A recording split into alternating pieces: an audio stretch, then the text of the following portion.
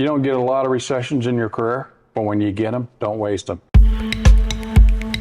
Guys, the market is changing rapidly, and we just got the okay to come over here and meet with Mike Anderson, a guy who's done billions of dollars in business and real estate on multiple occasions, and he's been through multiple market cycles. I've got my camera guy Nick here with me because we want to document this occasion. He's very focused on helping us get to market and help real estate investors create liquidity where they didn't have it before. So step on inside, and I'm going to let you guys be a part of the conversation. Well, Mike, I just appreciate you being willing to meet with me on such short notice, especially on local holiday here. I called you when I saw the post because obviously you've been a huge support to us. You've been a great advisor. You have you've been an angel investor to us as we've got this thing up and going. And you say you see the writing on the wall, so that's kind of why I responded and said, "Hey, can I bring my camera guy? Can we just come out and talk? Talk to me. Tell me what's going on." Well, I was telling you about in '86 being an FDIC contractor selling off the old S&L, defined S&L, their assets, and making a commitment to myself that when next time I saw another economic downturn, that I wanted to be poised to be able to take financial advantage of that downturn because there's an immense amount of transference of wealth. Yeah. So let me show you something. Every time we have a downturn, and the day I posted that post that you're here about on Facebook was the day I pulled this out of the closet, because I always pull it out when there's a downturn, and we're in one. Let me grab this for you. I just want you to take a look at it. So it's my little reminder of what you do and how important market timing is. Can you read that? Got out.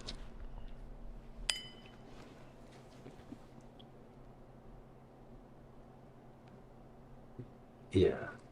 So that's the tombstone that commemorates that transaction. That was my chance to take advantage of the downturn in 2008 when we had the subprime crash. I'm sure you remember that. You were in the middle of that. Absolutely. So what was interesting about that period of time is the FDIC decided to use private contractors through a bid process to sell off those assets. This was Arkansas National Bank, who had over, what does it say, they're $1.1 billion in assets. And we went out and we bid on that, and we actually didn't win that bid. Another group out of Idaho, Kingston Group, won that bid, and they didn't bid as much as we did. We bid more than them, but the reason the FDIC took their bid is because they knew better how to deal with this portfolio than we did. More accordance with what the FDIC wanted to see done, and we had not done our homework. However, we had cash, and so when it came down, they were stretched when they won the bid to meet the requirements to pay the FDIC for their 50% interest in that package, and we had the cash. And they knew we had the cash because they came to us and said, well, you outbid us, said, you want to be a participant. We ended up being the biggest investors in that package. They prosecuted the debt. We were the ones that made, the biggest investment in it. You know what we bought that for? What's that? 6.5 cents on the dollar to get a 50% interest in that package. You know what we prosecuted it for? About 48 cents on the dollar. That's why I'm urgent. That's why I feel the urgency. You don't get a lot of recessions in your career, but when you get them, don't waste them. Yeah. Yeah, I mean, I think there's very few people that do $1 billion in business, let alone $1 billion on a single deal or have a stake in it. So that's why I wanted to sit down with you and just talk about what's coming up right now, what we're building. And, I hope that you're still in with us and you're... Oh, absolutely. I'm chomping at the bit to make that investment. Okay, well, we're going to make and get some liquidity. Yeah. So, yeah. We're in that position. We're really close. We're at the launch, as you know, and between you and the friends that you've introduced us to, just through conversation, I mean, I think we have more funds ready to deploy than we have deals. And so I know people are looking for this liquidity. We just got to help them understand how they get it. You see what's coming. Talk to us about what happens when the cost of money goes up. So And no one really equates it until you've done it a few times. And I've been in the business for like 46 years, so I've seen it now quite a few times. Is that as the cost of money goes up, income properties, not necessarily residential properties, but it does have somewhat of an effect. I know you and I've got a little side bet on that right now. Right. And that's a little bit, but residential single family homes, those are a little bit more sticky. It really is more about the affordability kind of issue for a household. But in income properties, it's about cash. It's about the return. It's not sentimental. It's not where the kid's going to go to school. It's about Right. the return I get. It rides on cap rate. Right. Right. And how much cash do I get for the cash I invest? Yeah. And when the cost of money goes up, that takes the cash that's coming in, takes it out of the stack that's going to you, and gives it to the lender because they have to have more money to service the debt. So what does that mean? It means that lowers the amount of money I'm going to pay for that piece of real estate. So you're right, it changes the cap rate. Right. It moves it up, it decompresses it. So it devalues the real estate. And when you see really strong changes in the market like we're experiencing now, where we're losing, like in my little story, we lost $1 million in value on a $13.5 million property in the space of a month. Yeah. Just by changes of interest rate. Everything exactly the same. Matter of fact, the property was performing a little bit better at the end of the month because we've gotten a little bit more moved-ins. Yeah. In the storage. So it was it's kind of a situation where that it's just totally out of your control. But what is in your control is what are you going to do about it? Yeah. And position yourself to be ready to buy that kind of properties when they hit their bottom. So get into cash now. And that's why so many people are looking for liquidity, which many of them have got into these deals in good times, having only seen good times. And so now they're in a situation where they notice the market is shifting, but maybe haven't planned for it and want to create liquidity, which is what we're doing with PREIshare. And I know that you've had a lot of influence on helping us make decisions there with that liquidity and helping people get access to it. I wonder if you could just share a little bit about the importance of liquidity in a market like this. Well, yeah, that's why I made that post on your Facebook site. It's like, because I have things I want to be in liquidity for. I mean, take advantage of those opportunities. When this deal came up, what was kind of interesting is that we bid on that at the same time the guy that actually won it, Kingston Management won it, and they had a better business model on how to work with the FDIC than we did. We actually bid more than they did, but they had a better business model, and so the FDIC accepted them. But what was interesting is that when they did their deal, they had to really stretch to get that closed. How we got involved in it, we were the biggest investors in this deal. We got involved in it because we were liquid. And the reason we were liquid is because back in '86, I promised myself when I see these downturns to get liquid. Yeah. PREIshare was designed to provide that liquidity. So the idea right now is get liquid, make sure you don't have any properties that you're going to end up facing a cash call on. If the sponsor's not paying attention to what's going on, chances are you're going to face a cash call. Or a devaluation of your asset because you're going to have to bring in more investors, which will be dilutive of your investment. So you want to probably get your money out now, preserve those higher equity multiples that you've had over the last few years, and then get ready to start making investments maybe next year. Yeah. So that liquidity is vital right now. And that's what I've heard from the beginning when I started researching real estate. I mean, I was a teenager when I decided I wanted to invest in real estate. And the one thing I kept hearing was how the downtimes is where that wealth is transferred, and there's so many opportunities in a downturning market, but you have to know where to look for them, and you also have to be liquid enough to take advantage of them, right? Exactly. So what we had that the group that won this didn't have is liquidity. We were ready. Yeah. The term that was used was dry powder. That was my buddy who got me into this deal. He called up and he says, Mike, he said, you got any dry powder? And it's like, Blaine, yeah, I've got some. And I said, I'm looking for some deals. And he said, I've got one for you. And that was this one. He says, these guys need some liquidity. And they told me how much he needed. It was $12 million. And it's like, I don't have that much liquidity, but I know I've got a lot of people that we told to get liquid. Yeah.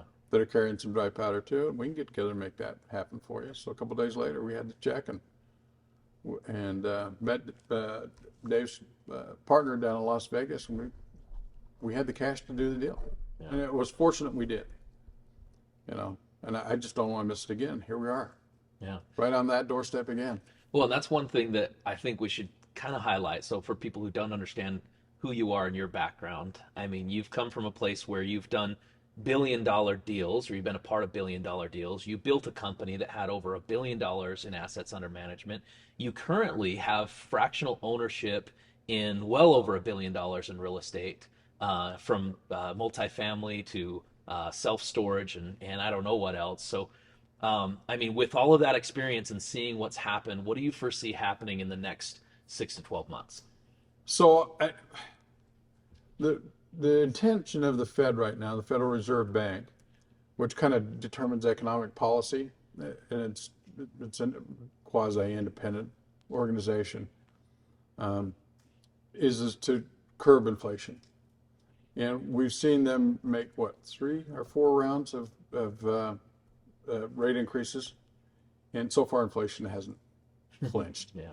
So I think it was still at 9 something. Crazy. Yeah. Last, which is as high, somebody said hasn't been that high since the Carter administration. And if you remember right, we had stagflation then. You'd probably been too young for that, but I do remember it very well when the economy was flat and prime rate was, I think, 22%. Mortgage would have been 14 or 15%. Mm-hmm. People were selling debt instruments that were illegal at the time. They were wrapping bank debt and calling it wraps. It was a form of using the bank's money to provide seller financing. Yeah. Seller carryback financing. So I don't think we're going to get that bad, but I think this could take us a while to resolve. You certainly don't go through the COVID debt relief program like the one we just saw, where you dump trillions of dollars into the economy of free money and not have it inflate. Yeah. And besides that, the job market's so strong right now. So everybody who wants a job's got a job, and it's very competitive and very tight. So a lot of people are competing for labor, which means you have to pay a higher price because it's, short supply means higher prices, and labor is a commodity like everything else. Right. So you end up paying for bad labor, which ultimately means you pay double. Double. Yeah, even worse. Yeah. Yeah, if you think a good tradesman is expensive, try hiring a cheap one. Yeah. I can attest to that. Yeah, I think we all have. Yeah, I had an experience with that. But anyway, so I think this thing is going to play out over the long term, and I think the opportunities will start really revealing themselves in 23, and I think 22. We're in July right now, so I'm thinking the balance of this year is probably a time, early 23, get into cash quick as you can. Mm-hmm. And in hopes that the market holds. Of course, if you get too many people rushing to the door, no one gets out, kind of sort of scenario, because we all crowd the exit. But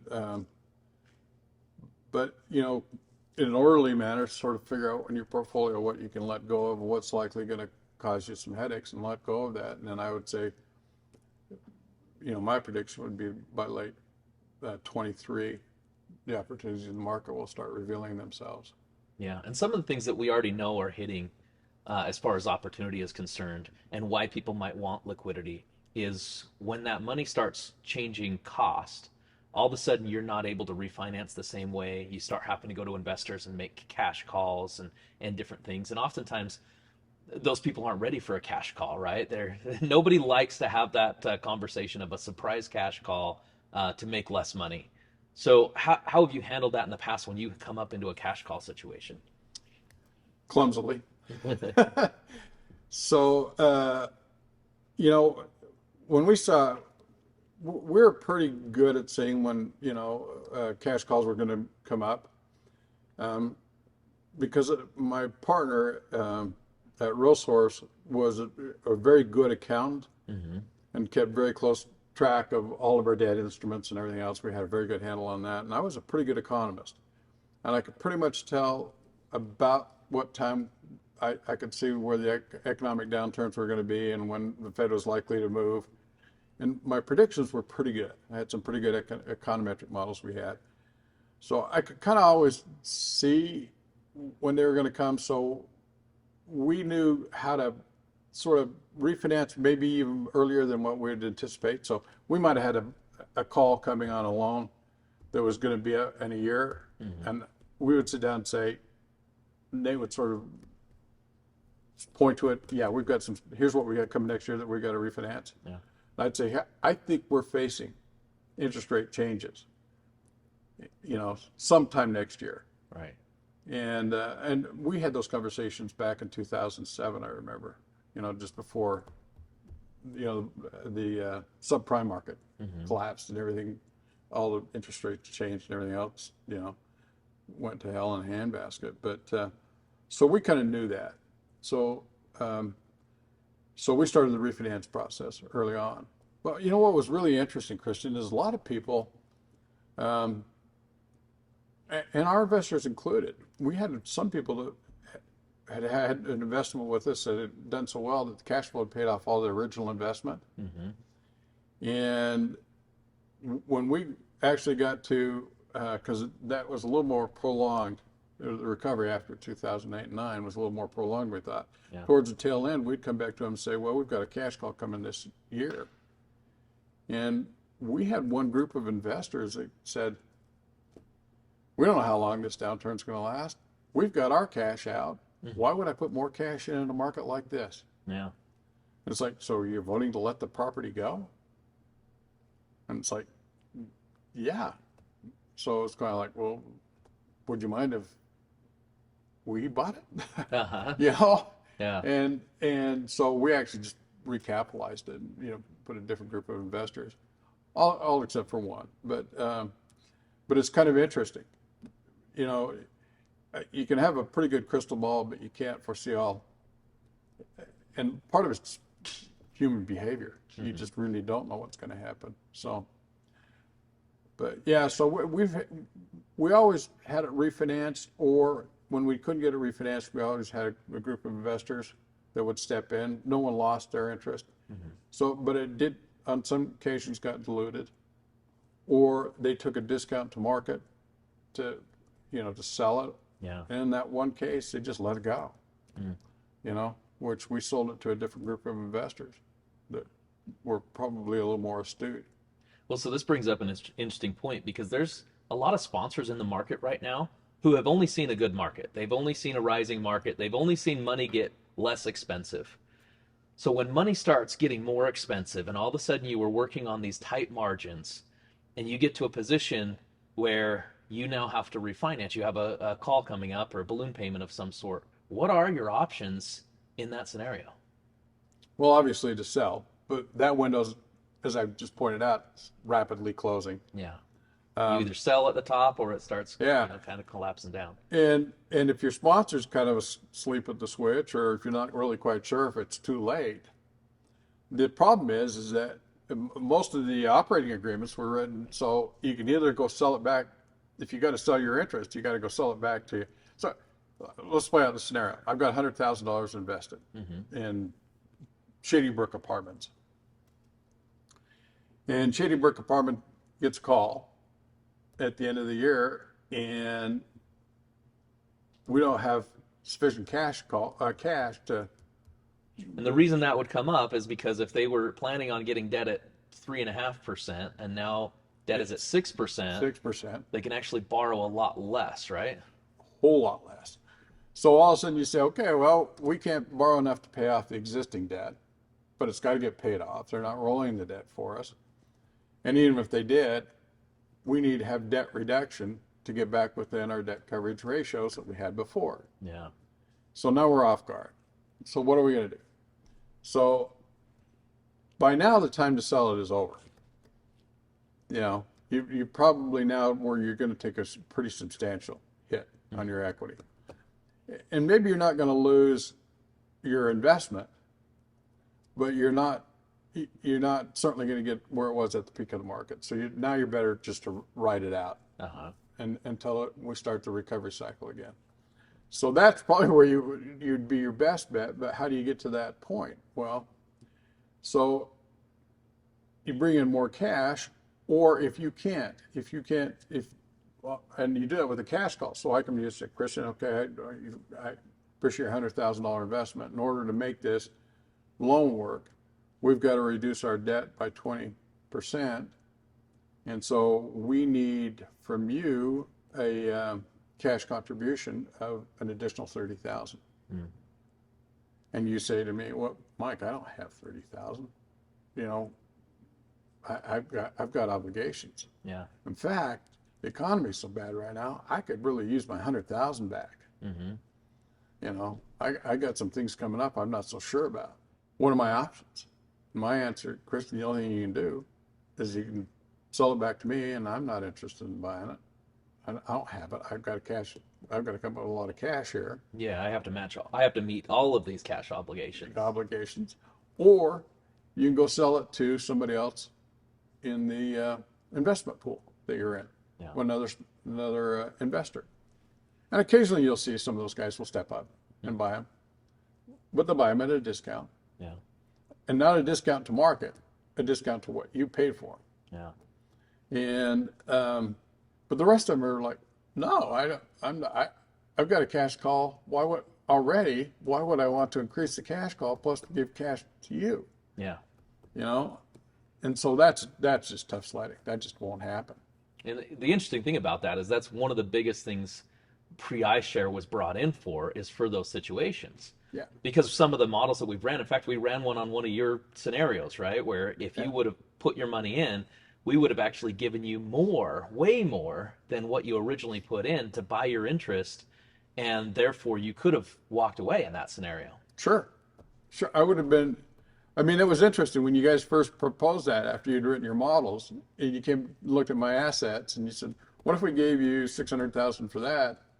And it's like, at first I thought, no way. And then I started thinking about it. I thought, actually, that's a very good idea. As a matter of fact, that's probably what precipitated that email posting or the Facebook posting more than anything else. Yeah. It's sort of like right now, $600,000 could buy an immense amount of wealth. Well, and luckily you've been so tied into what we're doing. When I saw that post, I thought it was a lot better for us to just meet in person and kind of talk about the scenarios, because in all reality, we're ready now. With guys like you on our side who are ready to, put money in, and others that are ready to liquidate. I mean, we're essentially to the point where we can launch the fund. That's what I'm hoping for, because that will be probably because, like I said, you only have really two scenarios likely right now, because most operating agreements were written the same way. You got to either sell it back to your sponsor, you got to sell it to another guy. No one's going to be buying those. Well, this is one of the big things that we're pushing for. Is we want to help sponsors start building it into their model from the get-go to have a buyout clause where it's not limited to those who are involved in the deal. And we're creating those solutions where it doesn't change their capital stack. They don't have to do a lot of extra work. We're going to have all that built in place. And, of course, we want to be able to be the ones to make the first offer and say, hey, listen, here's what we'll give you cash. But the backside of that, we're also going to build an open marketplace where we're not going to be facilitating any of the transactions, but we're going to give people the opportunity to put those into the open market for guys who have dry powder, as you would call it, and are saying, you know what, I want to start buying up these fractional interests. See, I think both of those are brilliant. And see, an open market like that means that somebody has to sell that now, and there's going to be a lot of people that are going to need to do this in this downturn. Yeah. Really have two very good options that they never had before. I mean, that's what I love about your business model. And to me, and what I like about the marketplace is and your pool. I intend to invest in the pool. Yeah. No question about it. I've sold some property that I own down in Tucson that's for development, and that closes next month. I intend to invest that with you guys. because I just like how that pool operates. I like everything about it. I like its short cycle investment and how you recapture equity so quickly and so forth, and its ability to be opportunistic in the market, take advantage of the downturns. I love that. I also will be a customer for selling some of my assets. Yeah. That because you know what my situation is. I was a multifamily guy for 30 years, and then everybody became a multifamily guy, and I got out. Right. But I've got too much multifamily, so I need to be diverse. I wanted to buy storage because it does well in a recession, and that got sold on me. Uh-huh. So I'd probably sell. I would like to sell some of my multifamily stuff, Yeah. and so I would want to put that on the marketplace because I think I'd get a better break on that, having multiple buyers look at that. And there's a lot of people who would like to get in multifamily because it seems to do pretty well in these recessionary, especially when housing costs get so high. Yeah. Especially when you have housing crises in so Yeah. many areas across the nation, right? Yeah, the rents just keep moving up because that's the only option. Yeah. So, so a lot of people would like to get into it. So I think it'd be a good time to sell those. So I want to put those on the marketplace, and the cash that comes out of that, I think I want to buy on the marketplace. Yeah. I think I want to be a player there because I think there's going to be some assets that I don't have in my portfolio that I'd like to add to my portfolio. Well, and this is one of the things that I think is so interesting about what we're building. And I got to say that we're so grateful to have you as an advisor on this whole thing because we can go to you and we can ask you, what you're dealing with. You've been on both sides of the market. You've been the sponsor for so long. Now you are, the limited partner, so to speak. You're the one that just kind of has to ride with whatever else they're doing. And isn't it interesting that there's guys like you that are saying, you know what, I'm going to sell my current ownership because it's maybe in one asset class or it's with one sponsor, and they're saying I'm going to buy in to the fund because you guys are diversifying across asset classes, across markets, and across sponsors. And I just don't know where else you can get a diversified asset like that. In one fund, I have never seen anything as diverse as that. Yeah. Just by the way it was designed, geographical location, asset class location, and sponsor diversification. Right. So to me, that's everything you want in a real estate investment, in your portfolio. Yeah. So to me, I really like that idea. And then I also like just cherry picking stuff. I like to cherry pick out of the marketplace Uh-huh. a little bit. I think there's some real opportunity there to get stuff that, maybe that wasn't necessarily represented well in the, I don't know, I occasionally just buy quirky stuff, Uh-huh. Yeah. and I think there's some really good opportunities that are going to come out there.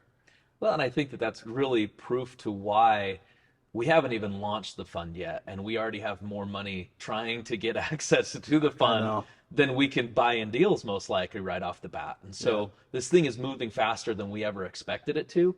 And I think it's because of the market timing, but also because this has been so needed in the market. It is. And the timing is now. Yeah. It's right now. And it's, that's why I'm so anxious. I guess I'm like a little kid, watching the amusement park built and standing at the fence waiting for it to open. Yeah. So to me, it's like, need it, has to happen. The industry needs it. And I really it's a place where I want to be, in my quote unquote golden years. Yeah. So markets are changing rapidly. The cost of money is going up. We know that's happening, and people need to get in front of it. And one of the best ways they can get in front of it is liquidity. Liquidity. Yeah. And the other thing I was thinking, where were you guys when I was the sponsor? Your question about how did you deal with it is like, oh, I wished I had a PREIshare where I could have called and said, hey, Christion, I've got some cash requirements coming up. Yeah. Can you help me? And I think that's the beautiful part about it is we want to promote good sponsors. And obviously you were very highly rated, by investors, not just your peers, but by investors in how you handled things. But wouldn't it be nice if when those situations were coming up, you could reach out and say, by the way, guys, if you don't have the cash, we do have a group that can come in and make this call for us. Yeah, I love that. For a sponsor, that would allow me, especially in these times, when you're starting to worry about these things, it would allow me to sleep at night. And that gives us kind of access to some of the extra services that we're going to have. So stepping into a preferred equity position in those scenarios, or if a sponsor's been really good and they've decided to launch their own fund and they just need that, final top off, we're going to be able to step in those situations too, with good sponsors, with a good plan and everything else. Like that's what we want to be to the market. We're not coming in here trying to teach the market how to construct real estate. We're not coming in here trying to necessarily be the sponsors ourselves. We want to be the solution for a lot of the problems that people run into in the market. Yeah, I see. That's what I think that you do better than anything else. You provide solutions where there was not solutions before. Yeah. So you have the ability to move capital from where it is to where it's needed. Right.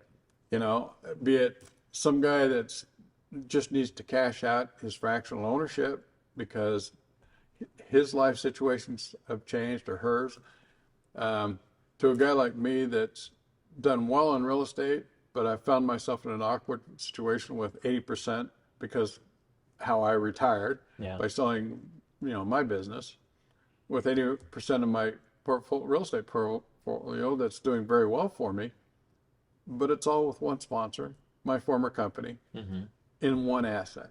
Yeah. In about 7 states. Right. So to me, it's like godsend. I can make some of that liquid, and I can reinvest it on a much bigger stage, on a much more diversified platform.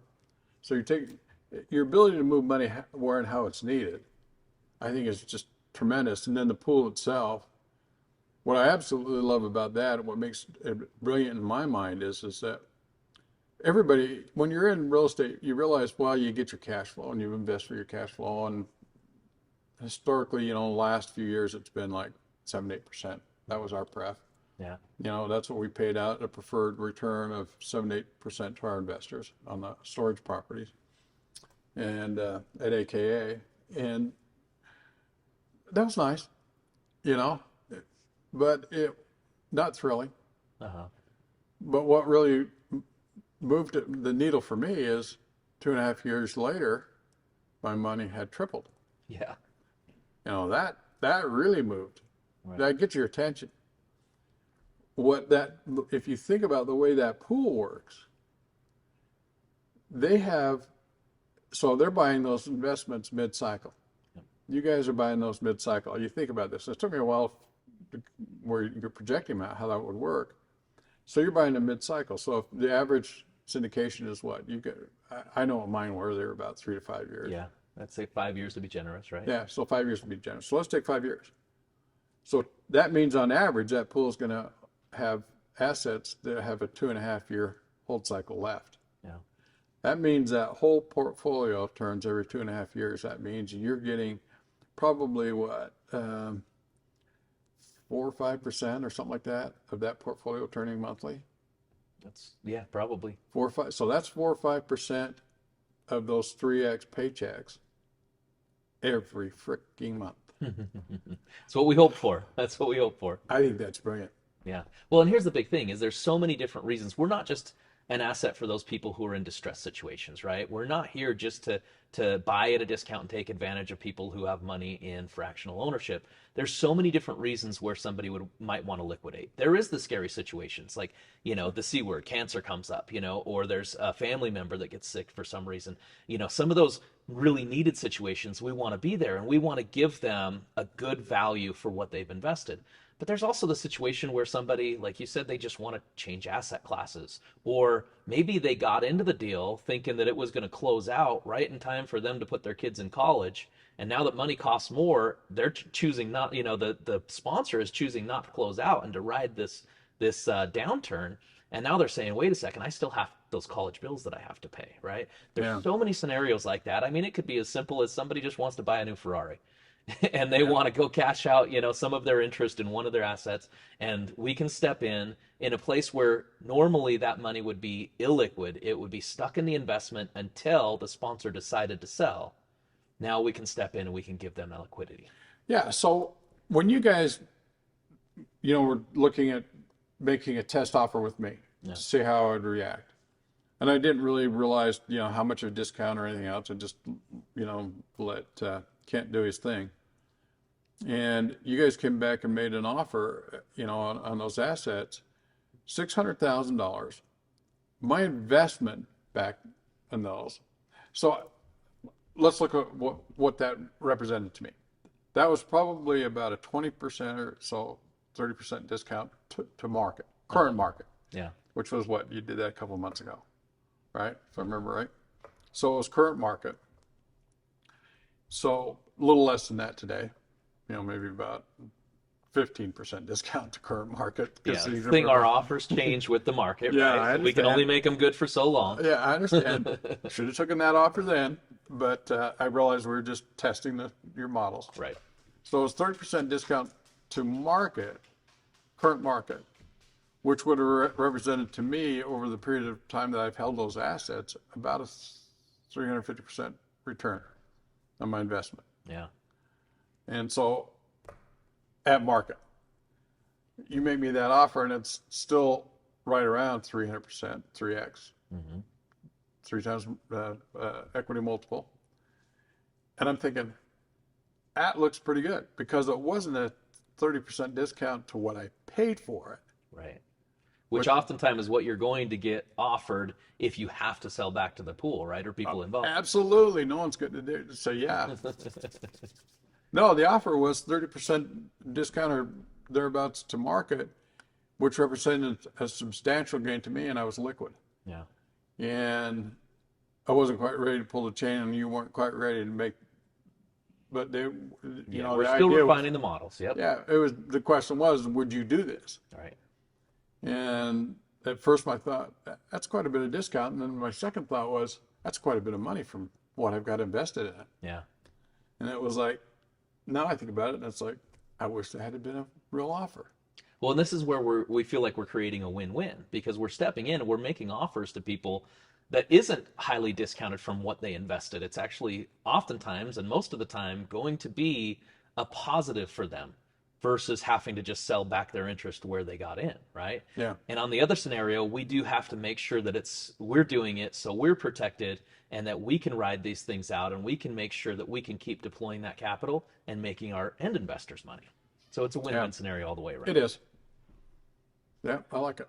Well, and I think that it was Warren Buffett that said, when the tide goes out, you find out who's wearing pants, right? Oh, yeah. There's going to be a lot of people right now that are caught with their pants down, and probably good people, good sponsors who have probably only seen a good market. We want to be there as an asset to those people. Warren Buffett. That's a brilliant statement. There is going to be a lot of people. The other thing he used to always say that I loved, he says the best time to buy straw hats is in the winter. In other words, do opposite of what everybody else is doing right now. Yeah. People are fleeing from the market, buy, and if they're buying, you're selling. Yeah. And right now, time is you're going to be wanting to buy, I think, in the near future, so the best time is to get into cash. But right now, for a couple of reasons, you need to probably pay attention because the tide's going out. Yeah.